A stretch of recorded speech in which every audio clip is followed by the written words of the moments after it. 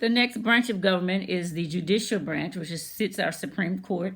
And there's district courts, there's a Supreme Court. The Supreme Court is the last court that if a case is filed and you take it all the way to the Supreme Court, whatever the ruling is that comes out of the Supreme Court is the final ruling. Judges on the federal level are appointed once again, or nominated by the president, and then they have to go through a Senate hearing. There are lifetime positions, as you've read in your reading. They are lifetime positions. The interesting thing about the judicial branch is that it is supposed to be nonpartisan, which means it is not supposed to lean Republican and or Democrat.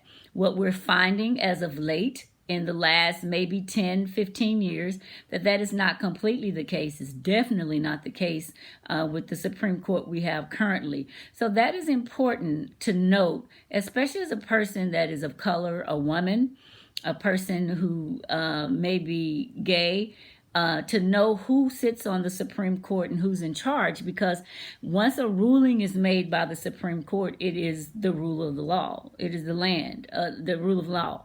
And so it is important to know who these people are as well and what their positions are.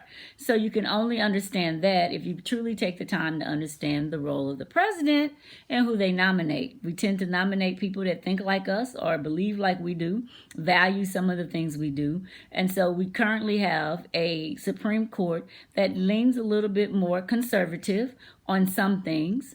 And for those of us whose rights and privileges have been attached to rulings from the Supreme Court, it's a little anxiety around some cases that might be pending because we're not sure. One for sure is the Affordable Care Act. This current administration right now, in the midst of this pandemic, has petitioned the court to completely dismantle the Affordable Care Act, known to everyone as Obamacare.